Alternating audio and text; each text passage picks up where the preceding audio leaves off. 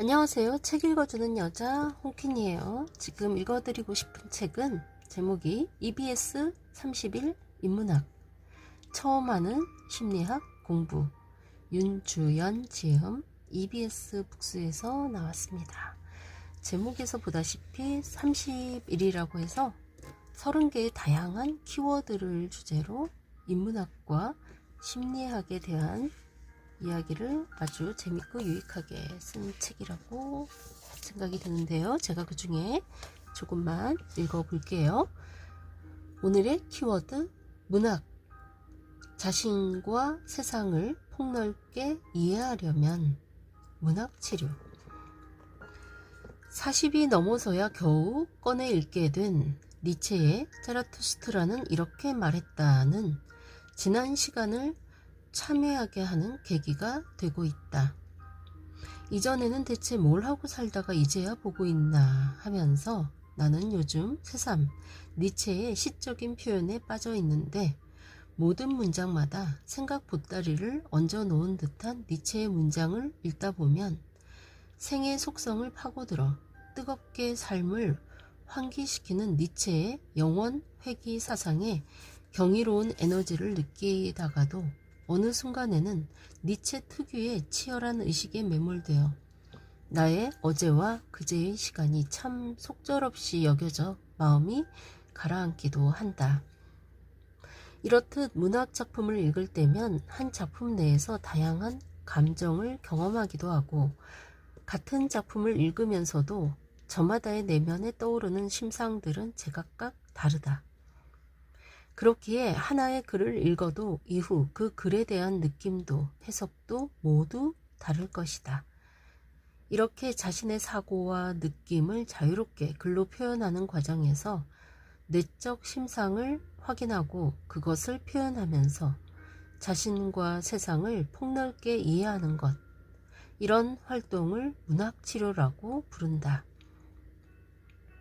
우리나라는 문학치료의 역사가 길지 않지만 미국의 경우 200여 년 전부터 의사들에 의해 문학치료가 정신치료의 보조수단으로 활용돼 왔다. 우리나라는 현재 대학에서 서서히 전문적 학과 교육이 시행되고 있으며 전공자들이 배출되어 현장의 영역을 넓혀가고 있는 추세다. 현재 문학치료는 임상에서 내담자들의 치료에 응용되기도 하지만 공공기관이나 문화센터 같은 일상의 영역에서도 일반인들에게 소개되고 있다. 문학치료는 크게 읽기와 쓰기 행위로 이루어지는데 독서 후 그 감상을 나누고 재해석해보는 활동이나 글을 쓰며 내면을 성찰하는 활동들이다. 우리나라에서는 읽기에 비중을 두는 영역이 독서치료로 자리 잡고 있으며 문학치료는 대개 글쓰기를 핵심으로 한다. 일기를 써본 사람이라면 나만의 글이 주는 해방감을 공감할 것이다. 다른 사람을 의식하지 않지만 글에는 자신의 의식이 고스란히 담긴다. 일기는 너무나 내밀한 자신의 분신이기에 예전 일기장에는 상징적으로 열쇠가 채워져 있기도 했다.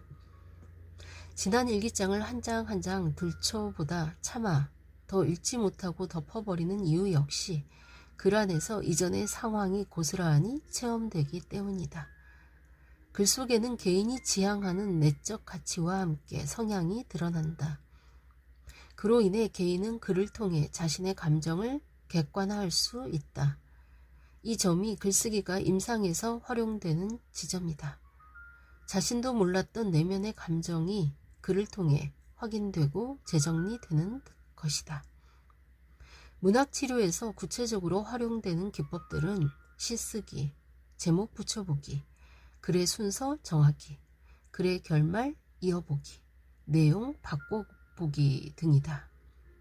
이런 활동을 통해 자신이 유독 집중하는 부분을 객관적으로 확인할 수 있고 자신이 늘 간과하는 부분이나 자신의 내면의 신념들을 재해석하거나 긍정적인 방향으로 사고를 전환할 수도 있다. 문학치료가 글을 매체로 한다고 해서 꼭 읽고 써야만 하는 것은 아니다.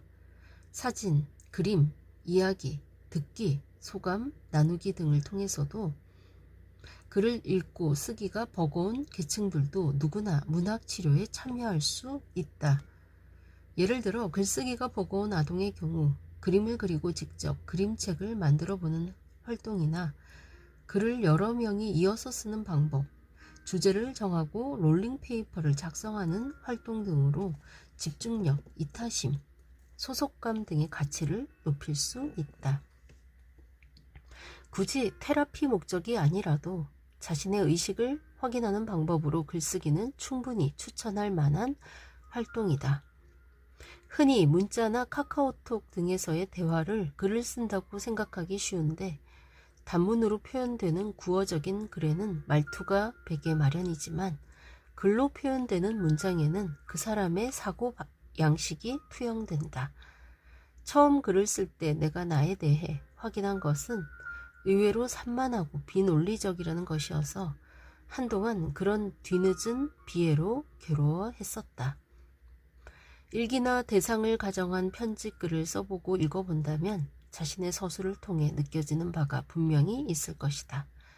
최근 글쓰기와 관련한 뇌의 기능 연구나 치매 환자 등의 예방 차원에 대한 연구가 활발한데 여기서도 쓰는 경험이 즉각적인 말하기와 달리 수정과 보완을 요하며 더 신중한 사고에 이르도록 하는 것에 주목한다. 무엇보다 문학치료는 우리의 내적 트라우마나 상처에 대해 다양한 해석을 열어준다. 아직도 기억나는 초등학교 5학년 때의 일이 있다. 하루는 담임 선생님이 각자 알고 있는 동화나 소설의 뒷부분을 창작해 오라는 숙제를 내줬다. 단 원본의 결말을 바꾸는 건 안 되고 이야기가 끝난 이후만 이어서 써오라고 당부했다. 그 숙제에는 한 달 내내 청소 및 우유 당번 면제라는 엄청난 포상이 걸려 있었기에 반 아이들 모두 그 주간 내내 열성적인 작가의 길에 들어서게 되었다. 나는 그 무렵 동화 전집에서 읽었던 6.25 사변 당시 농촌 소년과 송아지의 순수한 사랑을 주제로 한 송아지라는 작품의 결말을 이어가기로 정했다. 스토리는 대략 이렇다. 송아지가 외양간에서 힘들게 태어난 순간부터 순하고 예쁜 눈망울에 반해 어린 소녀는 송아지를 친동생처럼 끌어안고 함께 놀며 보살핀다. 콧뚜레를 뚫던 날도 송아지가 불쌍해서 쩔쩔매며 함께 울던 소녀는 6.25 사변으로 인해 애지중지하는 송아지를 집에 묶어두고 가족을 따라 피난을 가게 된다. 소녀는 송아지가 좋아하는 콩깍지를 마지막 여물에 넣고 끓여주고는 울면서 가족을 따라 차마 떨어지지 않는 발걸음을 뗀다. 송아지에 대한 걱정과 보고 싶은 마음에 눈물 범벅이 된 소년이 언 강물에 들어섰을 때 뒤쪽에서 웅성거리는 소리가 들려온다. 뒤를 돌아보니 몸부림쳐서 줄을 풀고 외양간을 빠져나온 송아지가 피난 행렬 속 소년을 향해 달려오고 있었다. 그렇게 소년과 송아지는 언 강물 위에서 다시 만난다. 하지만 그 순간 얼음이 깨지면서 소년과 송아지는 서로를 끌어안고 차가운 강물 속에 빠지고 만다. 소설은 이렇게 끝이 났다. 당연히 나는 결말에 이어지는 창작을 통해 송아지와 소년을 건강하게 살려냈다.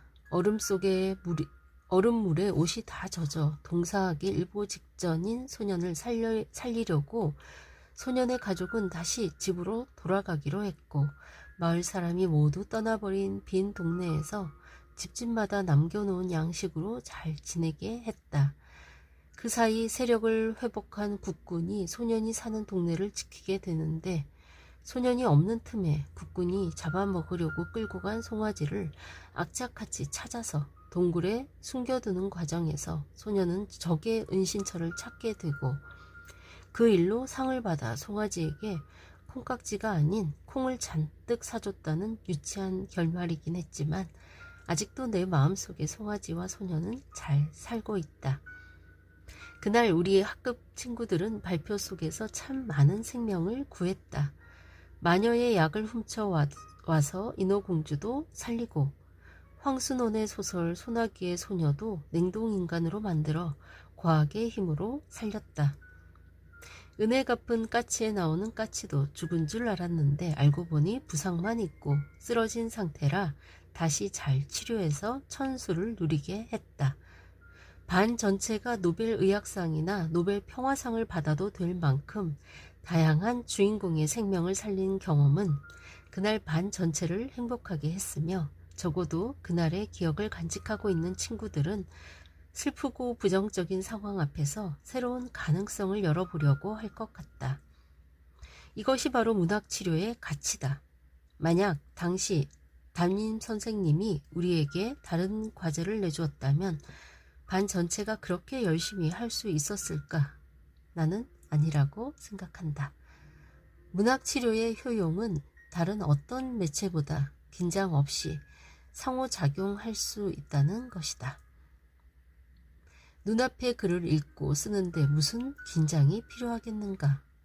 노래나 악기 연주는 연주 중간에 틀리면 음이 이탈되고 미술은 다시 칠해야 하지만 글은 얼마든지 다른 가능성을 열고 계속 이어갈 수 있다.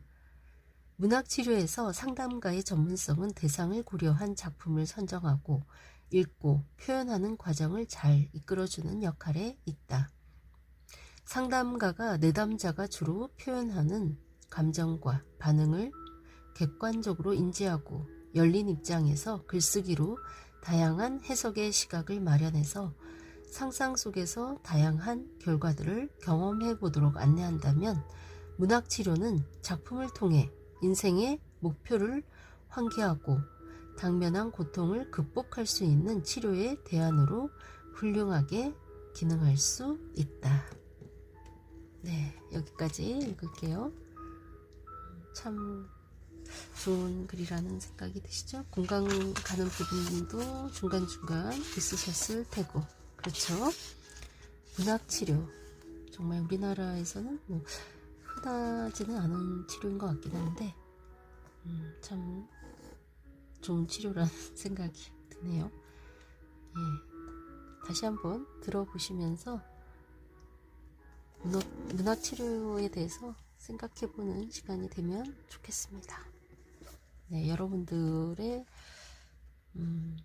감성을 자극하고 문학치료의 역할을 했던 책들은 어떤 게 있었는지 궁금하기도 하네요.